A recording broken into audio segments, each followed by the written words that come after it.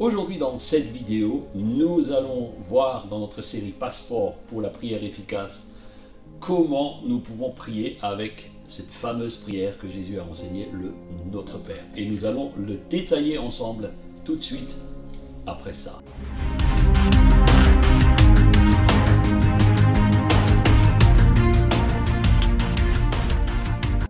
Bienvenue chers amis. Bienvenue mon chéri, bienvenue à vous tous. Nous espérons que vous allez bien, que vous êtes en pleine forme pour ce matin. Oui.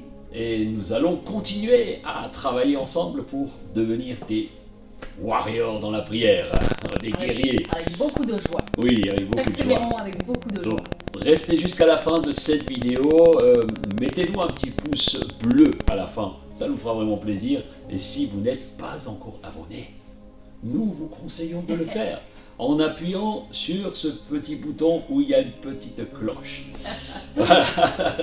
Donc sur la dernière vidéo, nous avons commencé par cette prière du Notre Père et nous allons continuer aujourd'hui. Et si vous n'avez pas vu les deux premières, donc l'introduction et la première partie, nous vous encourageons à voir les deux vidéos précédentes. Alors, c'est vrai que le Notre Père est un peu comme un diamant à multiples facettes. Et sous sa simplicité apparente, elle révèle comment vivre sa relation avec Dieu. Ouais. Prier n'est pas si naturel pour tout le monde. Non. Mais regardons ensemble le détail. Allez, on va regarder, on va reprendre le texte de Matthieu 6. On va reprendre Matthieu 6. Qui est le plus complet. Hein, donc oui, Jésus dit, voici comment vous devez prier. On va lire ensemble. Nous allons le relire. Voilà. Voici donc comment prier. Notre Père qui es aux cieux, que ton nom soit sanctifié, que ton règne vienne, que ta volonté soit faite, sur la terre comme au ciel. Donne-nous aujourd'hui notre pain quotidien. Pardonne-nous nos offenses, comme nous pardonnons aussi à ceux qui nous ont offensés. Ne nous induis pas en tentation, mais délivre-nous du malin, car c'est à toi qu'appartiennent, dans tous les siècles, le règne, la puissance et la gloire.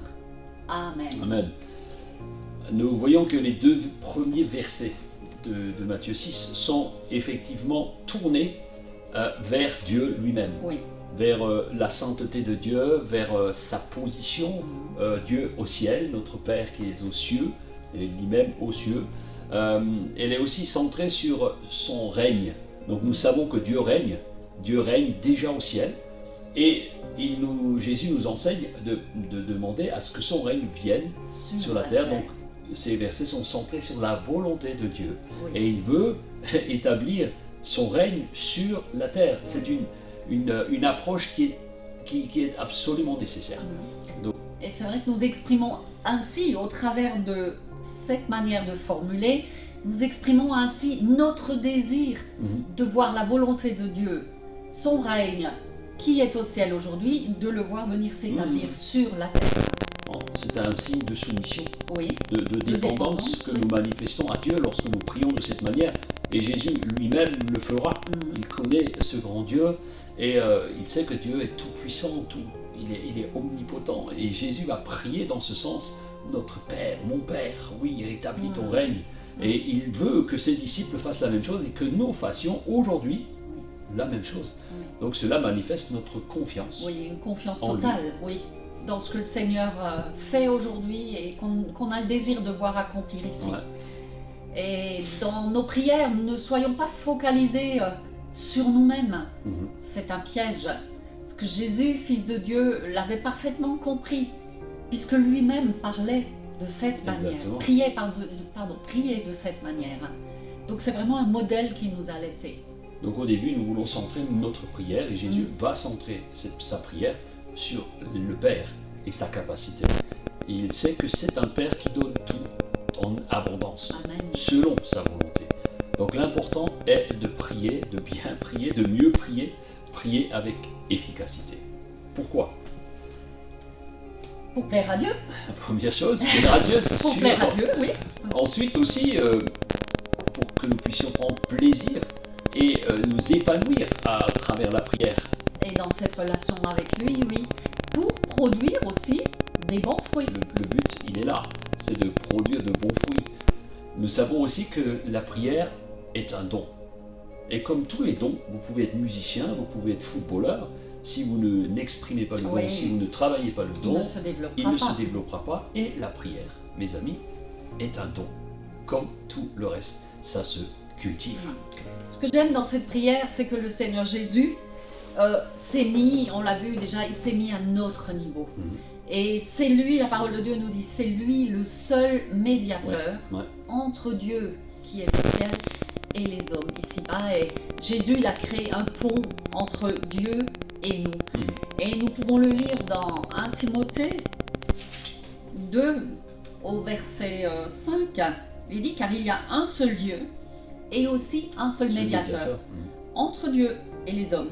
Jésus-Christ, homme, qui s'est donné lui-même en rançon pour tous. Jésus est le parfait modèle. Il est le modèle et il exprime ce modèle à travers cette prière. Et il nous encourage. En fait, lorsqu'il parle à son Père, il dit notre Père. Donc ça veut dire que c'est le Père de Jésus, mais c'est aussi c'est notre Père. Et donc ça, c'est la première partie qui est vraiment centrée sur Dieu le Père. La deuxième partie sont les propositions de requêtes personnelles. Et elles sont au nombre de 3. La première, c'est au verset 11. C'est le verset 11 qui nous dit « Donne-nous aujourd'hui notre pain quotidien ». En fait, notre pain de ce jour, comme certaines versions le disent, demander quelque chose d'essentiel, de fondamental.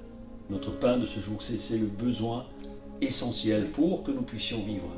Et cela nous montre que nous reconnaissons être complètement dépendants du Père. Oui, que nous avons besoin de lui. Lors de notre étude, nous avons regardé plusieurs versions.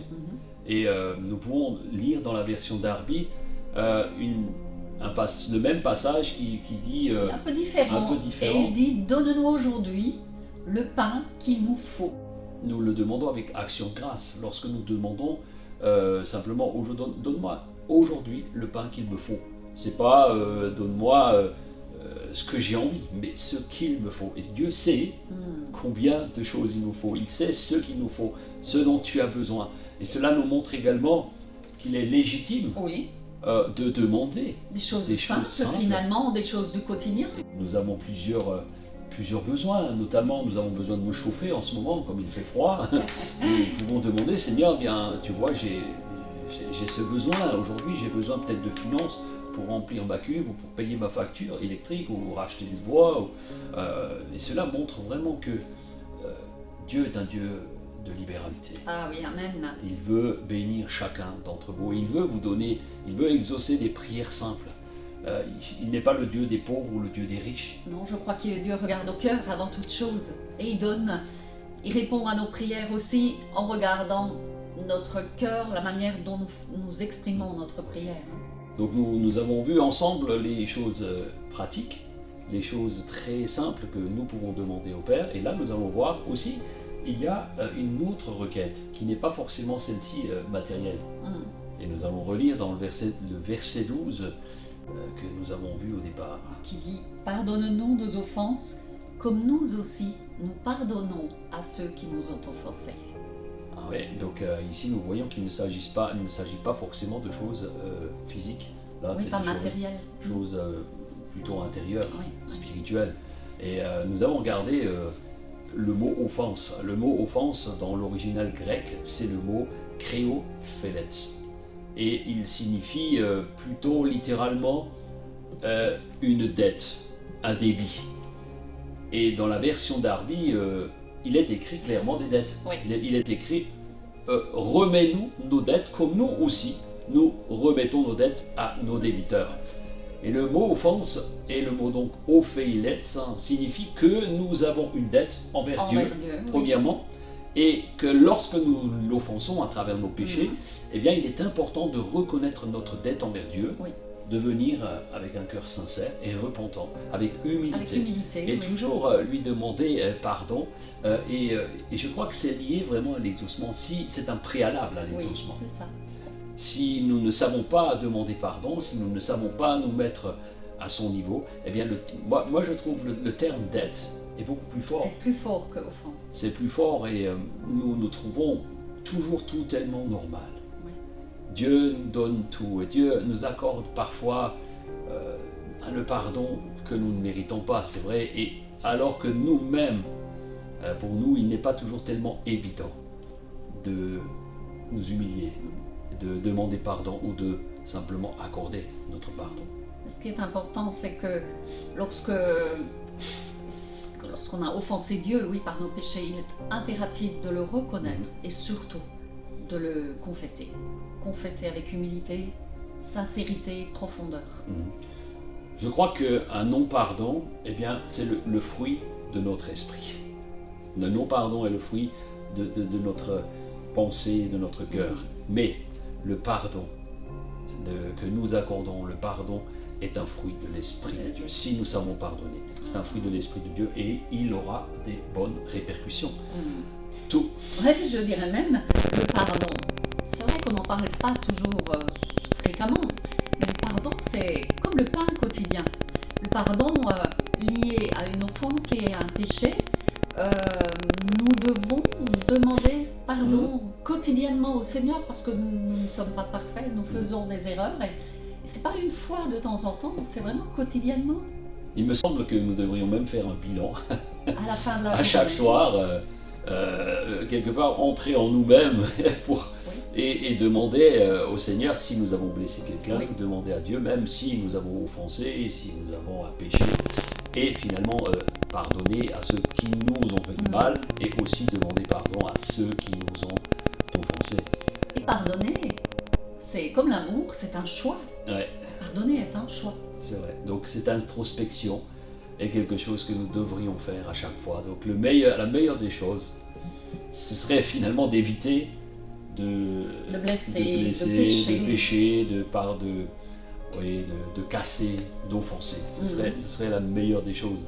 Mais Jésus savait que ce serait impossible pour nous.